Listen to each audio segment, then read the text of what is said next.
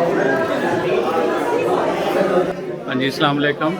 आज हम मस्जिद अली में हाज़िर हुए हैं इमाम रज़ा के विलादत के जश्न में, और माशाल्लाह आज मौलाना सैयद रिजवान रिज़वी पढ़ेंगे मिलाद को, और उम्मीद है आप मैं उसकी रिकॉर्डिंग करूँगा और आप मिलाद को देखिएगा।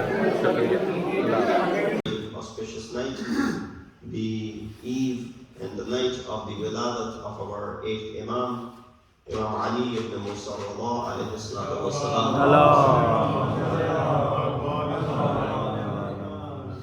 Indeed, the different harams of Ma'sumin have different effects.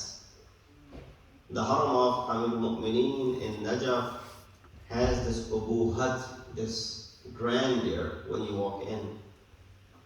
The haram of Sayyid al-Shuhada in Karbala has the soz when you walk in.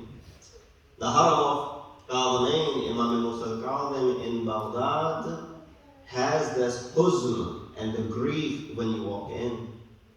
And then the haram of Imam Hasan al-Askari has this joy because it's in Surru man Ra'a, it's in a place which is to make you joyful.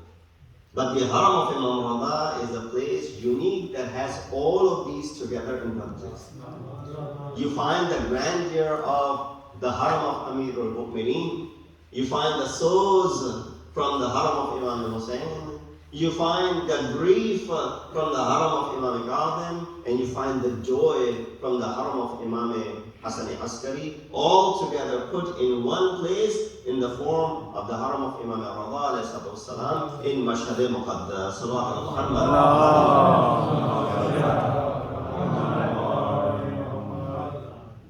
You know, this occasion, of course, comes around the time when many of our friends are visiting the shrine of this holy personality. Some of the community members are there right now, and many of us, alhamdulillah, had the opportunity to visit the holy shrine of 8th Imam and his sister, Bibi Masuna Qom, just over a week ago.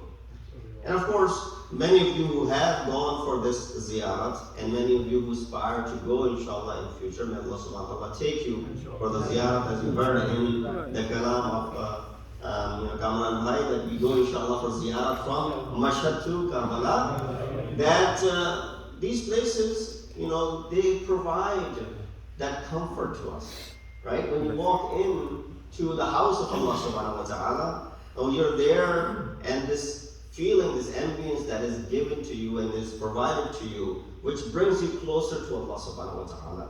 Guess what? When we walk into the bargah of Imams, it is not that we are doing any sort of shirk. Rather, the bargah of Imam takes us even closer to Allah subhanahu wa ta'ala. Because they were the biggest proponent and the ones who propagated regarding the wahdaniyat of Allah subhanahu wa ta'ala. And towards the end of the discussion, if I have time, I will discuss how Imam Raza, one of the things that he did during his lifetime, amongst the many things that he was able to achieve, one was to able to respond to the shubuhat and the doubts that was created by the other madahib within Islam, as far as the ilm kalam is concerned, as far as the oneness of Allah is concerned, as far as our aqaid are concerned. Today you find the same, that many who have, you know, worn this labbada of deen in the guise of, you know, being religious scholars, they might be saying stuff which is of course against the teachings of Ahl-e-Bait. And it's so simple. Had they opened up these books, they would have seen how Ma'sumin have tackled head on when it comes to any of these shubuhat pertaining to the tawheed of Allah subhanahu wa ta'ala.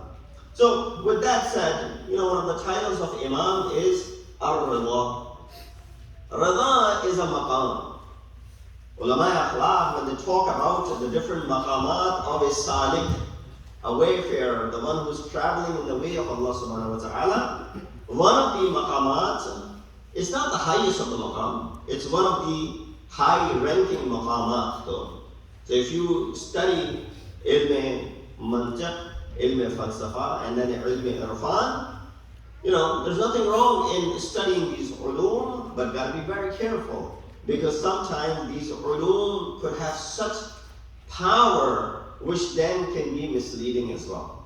And therefore, some of these ulum are not for everyone. When it comes to irfan and mysticism, it's not for everyone.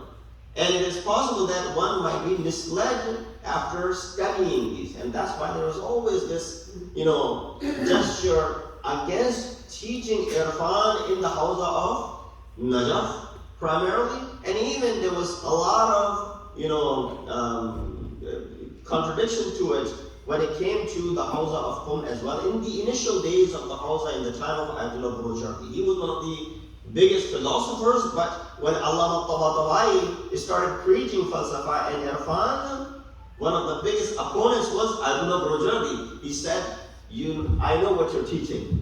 I am well versed in this falsafa and irfan, but I don't think the people are ready for this ulum. And it could be misleading to them as well. With that said, one of the maqamat of ilm irfan is the maqam of rida. Basically, there's irfan amali and irfan nadari. Nadari is where you go out and study these things. Amali is when you practice these things. And when you practice these things, then you get to some sort of maqam.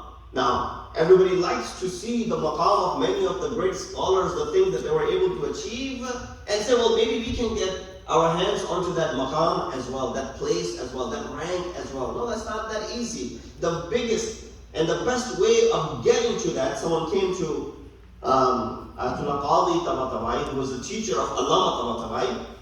He said, I want to learn Sayr al-Suluk. Right? This is the name of it, Sayr al-Suluk. He responded by saying, have good suluk with your family first before you learn Sayr al-Suluk. Meaning that alim was able to see in that person's eyes and tell him that you're not so good with your family.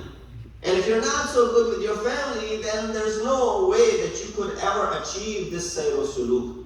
One of the first steps of attaining this place is to go ahead and, have tasqiyah nafs, which means cleansing of your heart. How could you bring this vessel which is polluted and corrupted and make that you will go ahead and attain such maqam? I give this example all the time. When you drink water, you grab a cup, you check the cup that it's not dirty, it's not used, so that you go ahead and pour water in it. No matter how clean and pure the water is, if the cup is dirty, the vessel is dirty, the water is going to go ahead and get dirty and polluted as well. So you need to have this vessel of your heart cleansed before you can go ahead and endeavor and approach these maqamat. So nobody's discouraging you. You should approach these maqamat, but should learn the preliminaries of it, learn the baby steps of it. The first step is to purify your heart. The second step is to be nice and good with your family, and then embark on this journey. Sallu ala Muhammad wa alihi. Allah.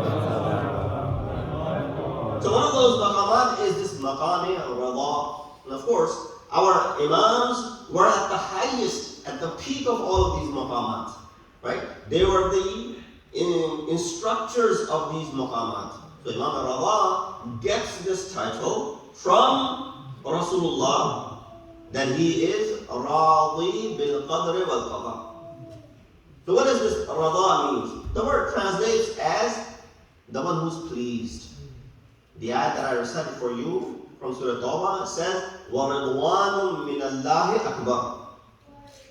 That those people who have done good in this world, Allah will grant them paradise. Jannat tajri min tahtiha al-anhar khalidina fiha. They will be dwelling in these paradises forever. And they will have this maqam. And secondly, again, Allah says, وَجَنَّاتِ عَدْنٍ. Not only just regular Jannat, they will be given the Adn as far as the Jannat are concerned. But after having mentioned all of the things, Allah subhanahu wa ta'ala says, وَرَضْوَانُ مِنَ اللَّهِ أَكْبَرُ. Yes, this maqam of Jannah, this paradise, Jannat or Adn, all of these are good. But what is more superior than all of these is the razayat of Allah subhanahu wa ta'ala. Is the satisfaction of Allah subhanahu wa ta'ala. If you had the satisfaction of Allah subhanahu wa ta'ala, you could care less where you end up being. So Imam Raza has this title of Raza, being pleased with the decree of Allah subhanahu wa ta'ala. There are two levels of this. Sorry, I'm getting into the technicalities of this maqam. Maybe inshallah, one day you and I are at this maqam. And maybe some of us already are. And I'm preaching to the choir. That, what is this maqam? The two stages of this maqam. The first stage is when the person does not feel the pain at all. Even if you are struck with a wound, you don't feel the pain. When is it when a person, even though they're struck with a wound, they don't feel the pain? When a person is fighting in a battlefield. When you're fighting and you still are fighting and the enemy is still at large, you get wounds all over your body, you don't pay attention to them. You start attending to the wounds. You're in the middle of a battlefield. You might have a cut here, you might have a cut there, you might have a wound here, you might have a wound there. But that is not important right now because you're in the middle of a battle. Or for example, you get some terrible news that there's an accident and so is in the hospital. You rush to the hospital. And on the way, even if you are running barefoot, there pierces, a thorn or two in your feet. You don't pay attention to that thorn. Why? Your mind is occupied with something far important. What's on your mind right now? That which has happened and someone whom you're going to see in the hospital. You don't worry about the little pain that you're feeling. In fact, sometimes you don't even realize it even afterwards.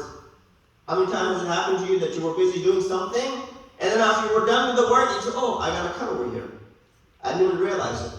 Because you were so mashghool in that particular thing that you didn't even realize that you hurt yourself in the process. And later on, maybe sometimes, the pain comes about. So that is the first maqam, or that is the first level of maqam al-Raza. That when a person reaches at the level of the satisfaction and seeking the satisfaction and the razayat of Allah subhanahu wa ta'ala, they don't feel the pain. No matter how much pain is endured, they don't feel the pain. Do you not see now the level and the maqam that Sayyid al-Shuhada was at? Example of Sayyid al-Shuhada is the bright example for you. Even forget Imam Hussein, who's a ma'asoom.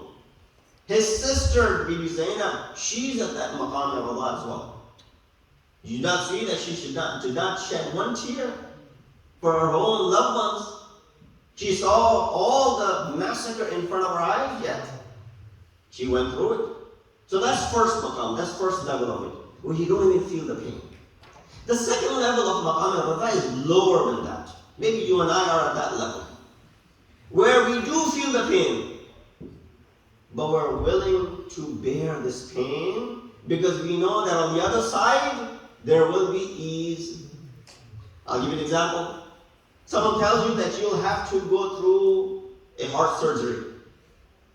Or, like I'm sitting here, you'll have to get your tooth taken out, for example. A painful thing. He said, no, but if this is taken out, afterwards, it'll be a relief. You go through the surgery, knee surgery for example, it's painful. But once you get it done, afterwards you'll be at ease. So a person at this level of maqam al-Raza is willing to take this challenge to go through the difficulty of getting this removed. Why? So that on the other side of it, what? There's ease for you. You and I are at that maqam al-Raza. We are radhi with the qada of Allah subhanahu wa ta'ala. And we feel the pain sometimes that we endure, that we see, that is inflicted upon us. And then after that pain, we know that inna ma'al usri yusra. Inna ma'al usri yusra. Indeed, with difficulty comes ease. Indeed, with difficulty comes ease. These ayat are repeated one after another. There's no misprint in the Quran. No, Allah meant to recite and reveal these two ayat right one after another. Sallu ala Muhammad wa ala.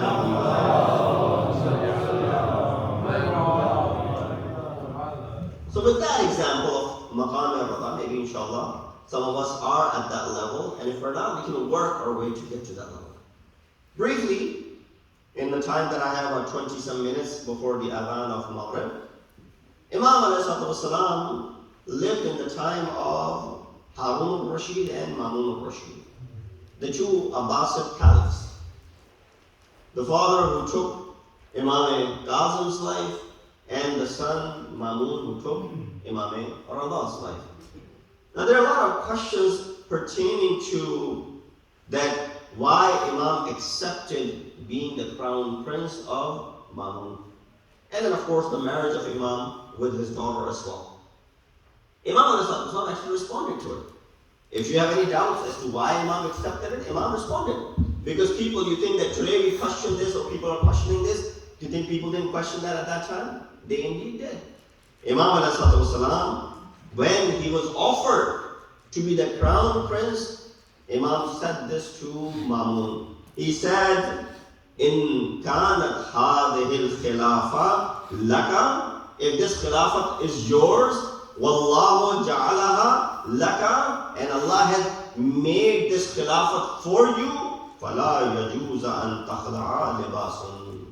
There's no way, there's no right upon you to go ahead and get rid of this khilafat from yourself and give it to me. If Allah has made you Khalifa, Imam is explaining the Aqidah over here, that if Allah, inni ja'ilun fil ardi Khalifa, if Allah, indeed Allah is the one who makes people Khalifa, if Allah has made you Khalifa, then you have no right to go ahead and remove this khilafat from yourself and then give it to someone else. And then Imam says, وَإِن كَانَتْ الْخِلَافَةُ لَيْسَتْ لَكَ. But in case this khilafat was not yours, فَلَا يَجُوزَ لَكَ أَن تَجْعَلَ لِي مَا لَيْسَ لَكَ. And then again, there's no way that you go ahead and give this to me, which is something that is not even yours. For example, there's a car standing outside which doesn't belong to me. I said, this is yours now. It doesn't even belong to you. How did I go ahead and give it to someone else? Imam attacked him first by saying, if this was yours, which is not, because Allah did not make you Khalifa, you don't have right to go ahead and give it to someone else. And if it wasn't yours, which is the truth, then still you cannot give something which does not belong to you. You're not the owner of it. How are you going to go ahead and give it to someone else? But then Imam accepted it. Then Imam responded, why I accepted it. He said, the same reason my Judge Amirul Mu'mineen accepted the Shura, the council of 6 members, I accepted this thing as well. And then Imam responded by saying this, قَدْ عَلِمَ اللَّهُ كَرَاهَتِي لِذَلِكَ. Allah subhanahu wa ta'ala knows how much karahat I have from accepting being the crown prince. فَلَمَّا خُيِّرَتْ بَيْنَ الْقَبُولِ ذَلِكَ وَبَيْنَ الْقَتْلِ. But I was given the choice. Should I be killed over this or should I accept this? And I accepted to be the crown prince over being killed because my blood would not have had any value to them and they would have killed me. Sallu ala Muhammad wa ali Allah. And this led to Mamun being jealous of Imam. You look at it. This person has the entire mamlikat to himself. This person is, Betaj Badsha because there's no one else challenging him. Yet even with having everything, this person has hasadat and jealousy to Imam Raza. And there are occasions which are mentioned his jealousy toward Imam Raza. Number one, Abdul Salam Harawi. He narrates that Mamun was informed about Imam's gatherings of Ilm Kalam that I was alluding to, inshallah. If I get a chance, I'll explain some of them. And that Imam ﷺ with these gatherings was attracting people toward him. It wasn't like people like me who would say one thing and then change our stance on it. No, it's Imam Raza. He said something and then it was proven to the people later on. They all started getting attracted to Imam. Mahmud asked Amr Tusi to go ahead and stop these gatherings, scare these people away from Imam who are attending these gatherings. This is the only occasion where Imam opened up his lab and his lips against Mamun, making dua against him and doing nifreen to him. This is what Imam said. Ya Badi'u, Ya Qawiyyu, Ya Mani'u, Ya Aliyyu. These are the words that you read usually in Adiyah. Ya Rafi'u, Salli ala man sharrafta as-salat praise be upon, or praise the one whom you have given worthy to be praised. بِالصَّلَاةِ عَلَيْهِمْ وَانْتَقِمْ لِي مِمَّنْ ظَلَمَنِي. And take revenge from the one who has done injustice to me.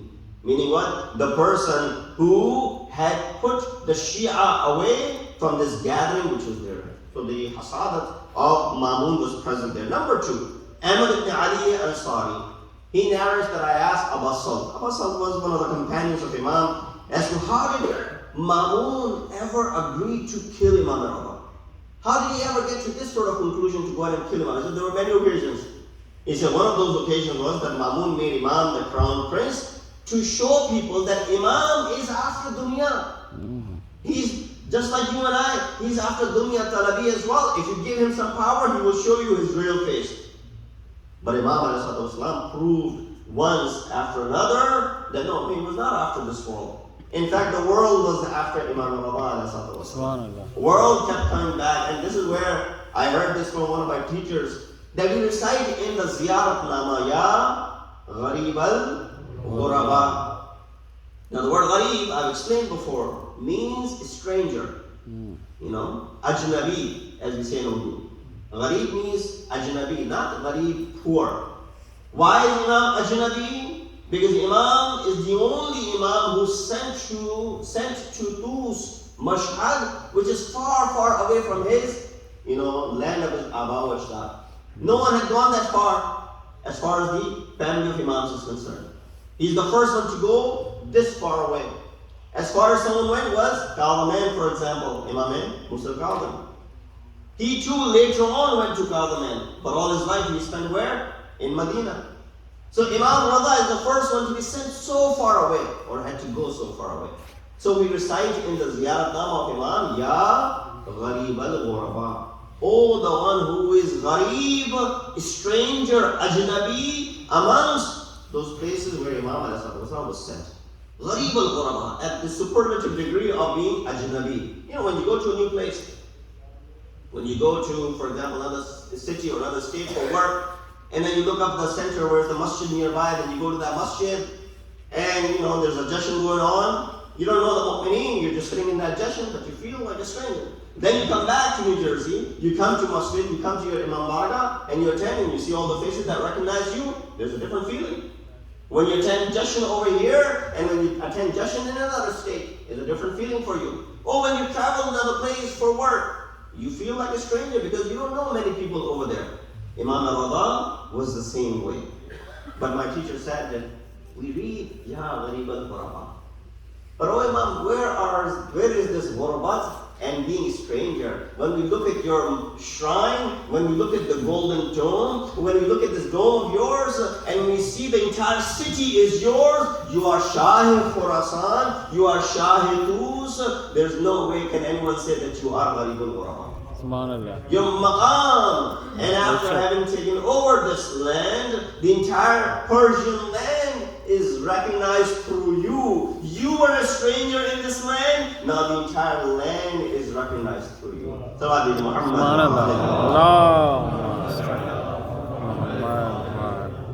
Third was another reason there was a rift between Imam Raza and Mamun was because of the Mamun had asked Imam once to go ahead and lead Salatul Eid.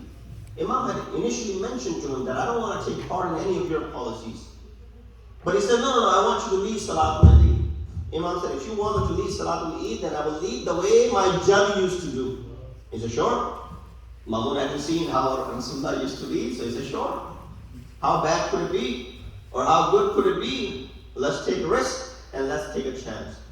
In the previous years, the khulafa who used to lead the prayers, they would come with their Jahu Jalal. They will come with, in today's terminologies, limousines ahead of them, limousines behind them, protocol of police left and right, taking the whole caravan together to go ahead and lead the Salatul Eid, for example. The khulafa would come with this sort of, caravan along with it. They were thinking that's what Imam Raza would do as well. But instead, Imam put on a white piece of clothing. He came out of his house barefoot, And he was chanting, Allahu Akbar, Allahu Akbar, Allahu Akbar. The takbir that we recite in Namaz Eid, Imam was chanting that takbir. And when the shurafa of the city saw this, they were ready on their horses to come out in the same Jaho Jalal as the shurafa would come out. They saw Imam is walking barefoot. They too came down their sawari. They started walking alongside with Imam. Those who were common folk, they already could relate to Imam, so they all joined Imam as well. As Imam was pacing toward the Musalla where the Eidgah was, there was this big caravan that was going along with Imam ﷺ.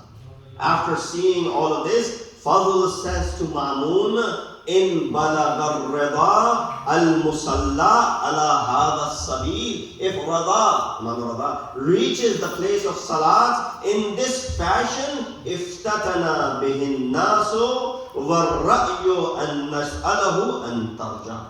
That if people see him like this, then of course there will be fitna in the city. They will revolt against you. I urge you to ask Imam to come back. Now Imam is already on his way. What does Mamun do? Listening to his advisor, he sends someone to go ahead and ask Imam to return back. This also became the reason that there was this hasadat, the jealousy that existed. And the last reason, which eventually led that he would go ahead and kill Imam Raza, was the reason that Imam was not fearful of Mamun. People presented themselves to be, these khulafa, they presented themselves to be very authoritative, to go ahead and kill anyone if they spoke in front of them, like the muluk and the badshah and the kings. Nobody had the right to go ahead and say anything except unless they were told to speak.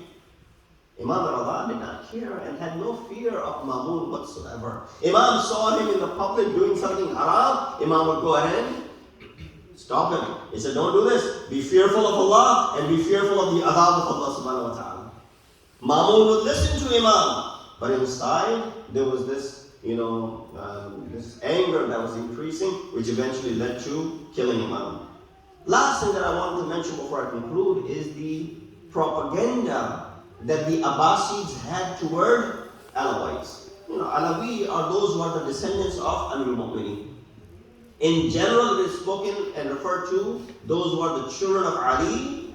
And of course, even those who are the children of Ali and Fatima, even though they're Sadat, they're also referred to as Alawi. So there were these Alawites. And there was this propaganda by the Abbasids. In fact, it started by Harun al-Rashid himself. He said to the people that these who are Alawi, they consider themselves to be superior to everyone else. They consider themselves to be superior, and they consider you to be their slaves and abid, that you are their servants. Kind of like the notion that you might get today by some, places in the world where Sadat are referred to like that.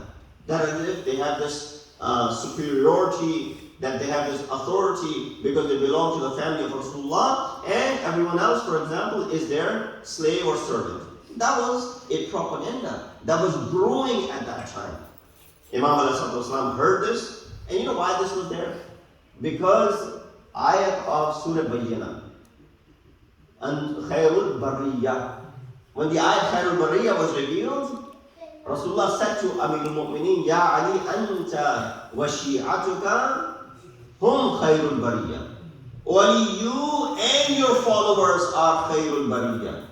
And then he said this as well. هو أنت وشيعتك تأتي أنت وشيعتك يوم القيامة راضين والمرضين. You will come on the day of judgment as if you are Radi and Mardi, and your enemy will come on the day of judgment Ghazibin, Ghazban, and Mu'minin, and they will be right. This is the ayat that was revealed, and then this was the hadith on top of that. So there was this planted, it was there, they always thought that, Alawis are, for example, superior. Imam responded to this by saying, Imam said, Ya Ishaq, O Ishaq, balagani, it has reached me, anna nas yaqulun, people say, inna naz'anu anna nas abidun lana. People think that we believe that we are, superior, and people are our slaves and our servants. in our tilawat to Rasulullah gives us this ability to be superior to others, and others are our slaves. Imam said, by God, never did any of my forefathers ever claim something like this, nor have I heard from any of my family members to claim something like this. So first and foremost, this notion is not from our family. This is a propaganda being brewed by someone else who's trying to associate these false claims to us. And then Imam said, but I will tell you this much. An-nasu abidun lana fit ta'ati. People are our servants when it comes to the ita'at.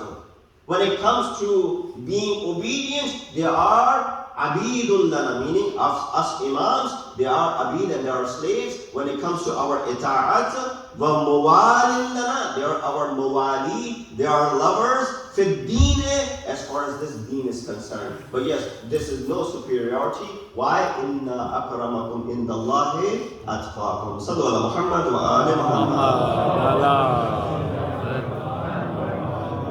I've run out of my time regarding this last portion that I wanted to mention. Inshallah, I'll get another chance at another place to mention some of these masail aqaidi that Imam addressed.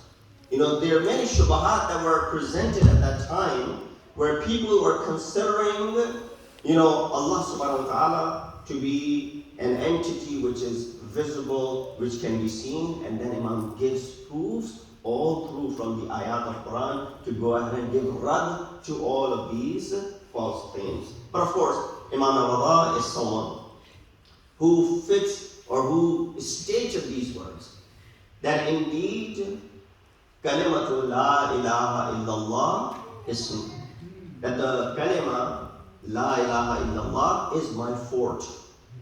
Faman dakhila hisni amina min adhabi. Whoever enters my fort, Allah said, will be saved from my adhab. Imam said this riwayah in Nishapur. Many of you visited. That's the importance of the city of Nishapur, that their qadamgah of Imam. Imam said this. And then Imam closed the window of the carriage that he was sitting. People thought the hadith was complete. Imam moved forward a little bit, and then he opened the window again. He said, yes, indeed, kalimatu la ilaha illallah hisni. Faman dakhila hisni amina min adhabi. That indeed, the kalima la ilaha illallah is a fort, and whoever enters this fort is saved from the adhab of Allah subhanahu wa ta'ala. Wa shartiha wa shurutiha. بِشَرْطِهَا وَبِشُرُوتِهَا. But this kalima la ilaha illallah comes with certain conditions. There are sharai, there are conditions, there are exceptions to this. And وَأَنَا مِنْ شُرُوتِهَا. And one of those sharai is me, the wujud of Imam Ali ibn Musa Raza alayhi salatu wassalam. That if you believe in me, and if you believe in my vilayat, then yes, this kalima la ilaha illallah will be helpful to you and will save you from the adhab of Allah subhanahu wa ta'ala. We ask Allah subhanahu wa ta'ala to give us the tawfiq and ability to be amongst the zabbar of Imam. माशाल्लाह मंजर भाई, आज का मिलाद तो बहुत अच्छा हुआ है। मंजर भाई, आप मिलाद के बारे में क्या बताते हैं? अच्छा प्रोग्राम इमाम रज़ा के मौलाना ने बहुत अच्छा पढ़ा, बहुत अच्छा पढ़ा। हाँ, बहुत खुशी होती है ये देखें। मंजर भाई, और कुछ कहना चाहेंगे? माशाल्लाह, आपने आज कुकिंग की है कोई बर्गर? हाँ, अच्छा ठीक है।